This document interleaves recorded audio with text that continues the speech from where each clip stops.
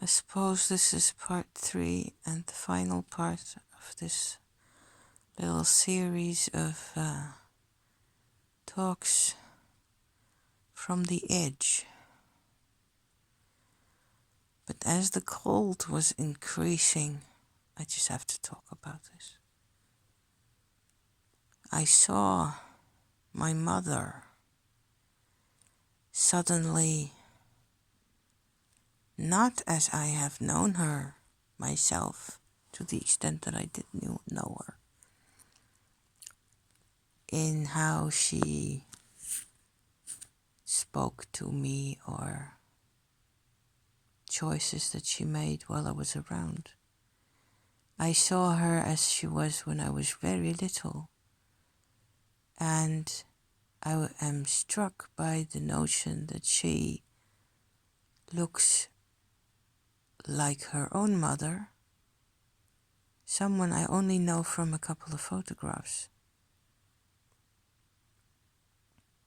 And it's not even a physical look-alike kind of a situation.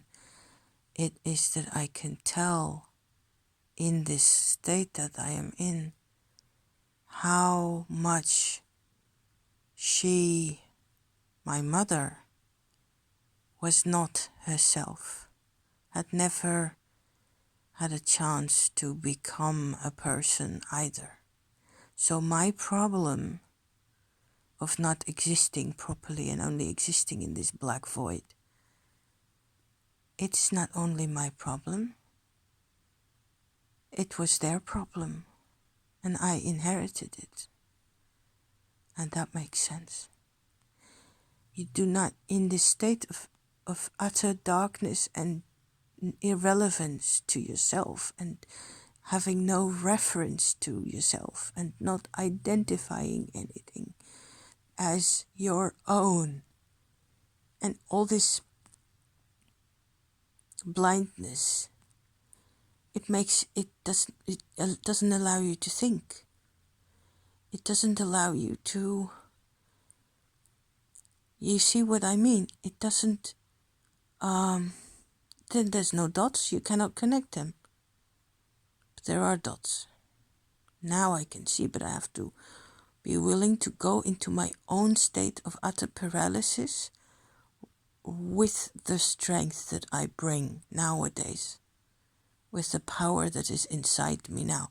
I can visit this place, and suddenly I see, I taste, I smell the presence of other people.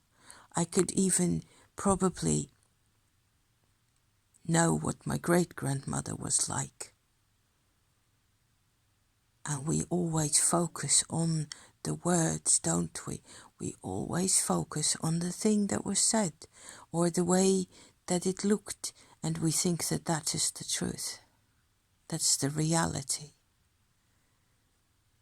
Well, I am coming to the surface again to report that there's a whole lot more to reality than meets the eye.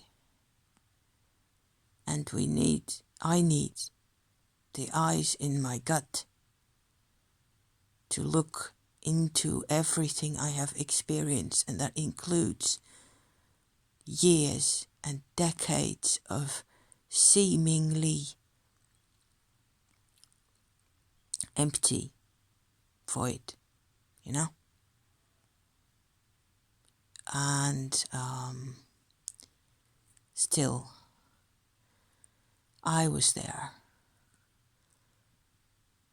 and I had no contact with them, I thought, not in a way that made sense to me, not in a way that made me a better human being, or that allowed me to make any choices, or even to simply move about. What is the substance of life? Isn't the substance of life happiness? Maybe I only truly find myself to exist when I am happy. When is it that I am happy?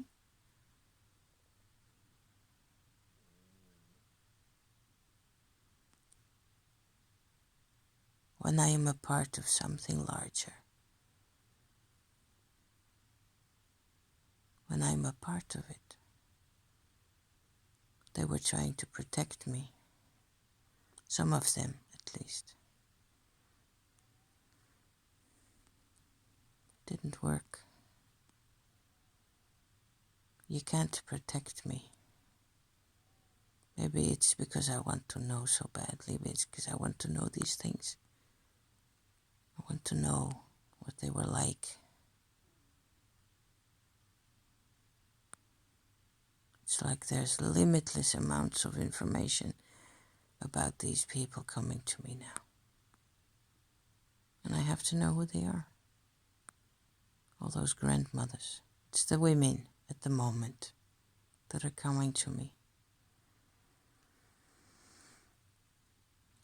And the things they did and the way they thought and felt was adequate in a way for a life, a part of life, but the changes they had to go through, all of them, at least 3 generations back, the changes were larger and greater than they could manage themselves, and the thing that strikes me now is that they did, all of them kept on doing things in the way they learned them when they were very young, like 6, 8 years old, and nothing beyond that.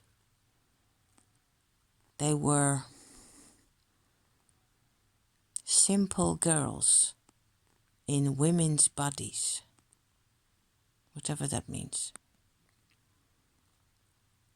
And they were supposed to have lives and have kids and develop and do and be, and look after the house and all that, look after other people. But they were little girls. I don't think I've ever encountered that idea elsewhere. So maybe I am actually glad of today's trajectory.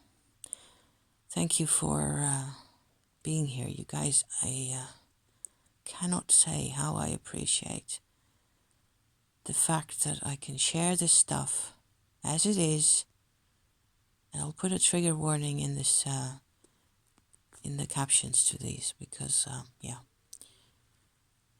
I will be back in a more normal manner. Okay, thank you for watching.